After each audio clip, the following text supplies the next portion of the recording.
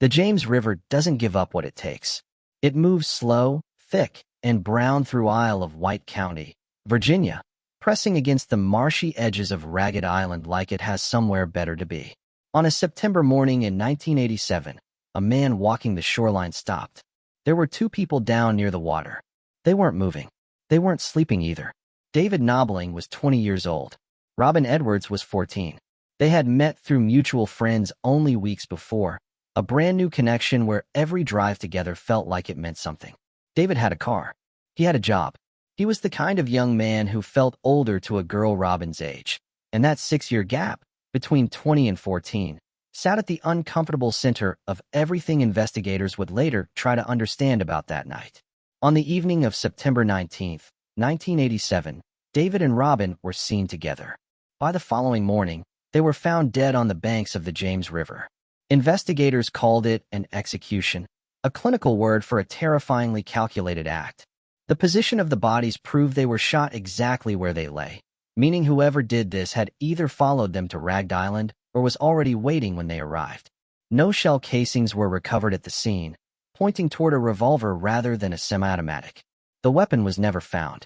Tire tracks nearby suggested a third vehicle had been present, and in 1987, Virginia's forensic capabilities were a fraction of what exists today. Investigators processed that riverbank without knowing they were standing inside the second chapter of something that would eventually consume 8 lives. Because David and Robin were not the first, and they were not the last. The Colonial Parkway stretches 23 miles through southeastern Virginia, connecting historic Williamsburg to Yorktown along one of the most carefully preserved corridors in the state.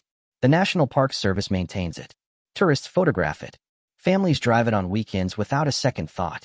Between 1986 and 1989, 4 couples were attacked along or near this road. 8 people died. Not one of those cases ever resulted in a conviction. For decades, nobody even knew for certain whether they were looking at one killer or several. To understand what happened to David and Robin, you have to go back 1 year, because the first 2 victims set a pattern that investigators would spend nearly 4 decades trying to fully read. Kathy Thomas was 27, a former Navy officer recently out of the military, figuring out what came next. Rebecca Dowski was 21, a student at the College of William and Mary. They were close. By most accounts, they were in a relationship, a detail that investigators of that era didn't always handle with care or respect. On October 12, 1986, Kathy's Honda hatchback was found near a boat ramp off the Colonial Parkway, close to the York River. Both women were inside. They had been strangled. The struggle had been real. This did not happen quietly. The car had been pushed toward the water's edge, likely in an attempt to send it into the river, though it stopped short. What stayed with investigators wasn't just the violence. It was what came after it. Despite the chaos of the attack, the scene had been managed.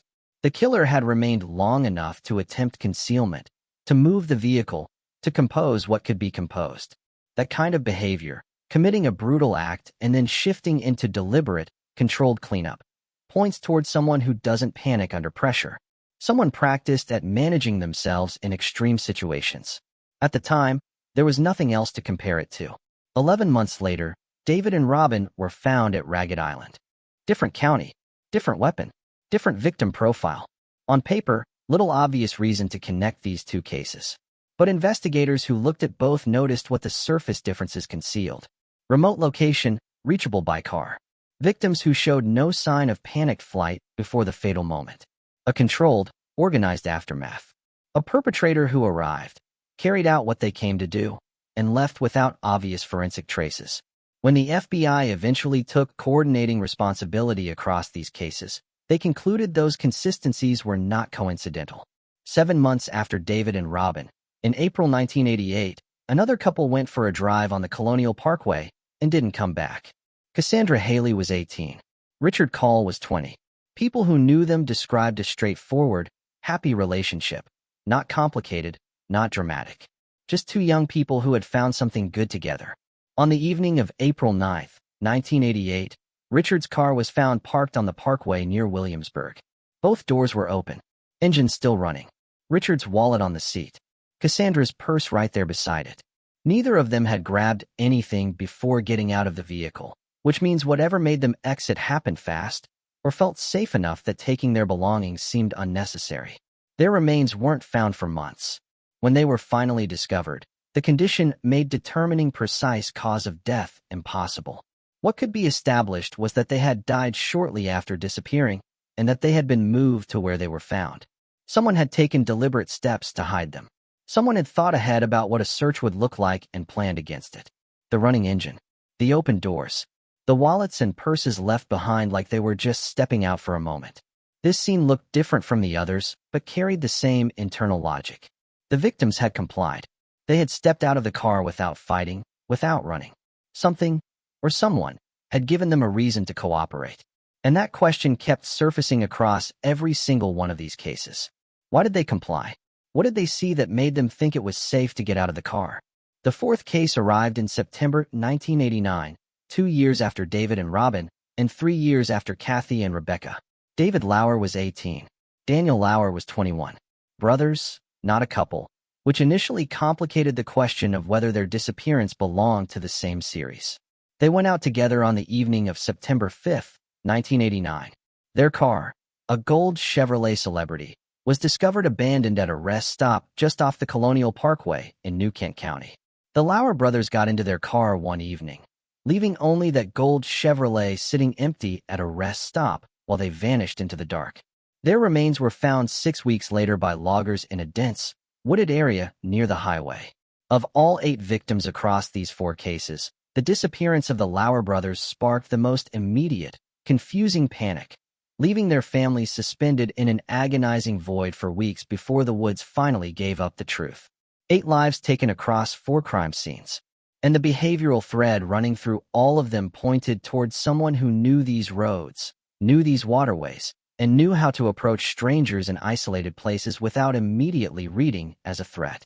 The theory that emerged, built over years of review, is that the killer likely approached victims while presenting as someone non-threatening, possibly someone whose presence on a remote road at night had a plausible, ordinary explanation. Not necessarily a uniformed officer, just someone whose manner communicated enough normalcy that 2 young people in a parked car would step outside without immediately sensing danger.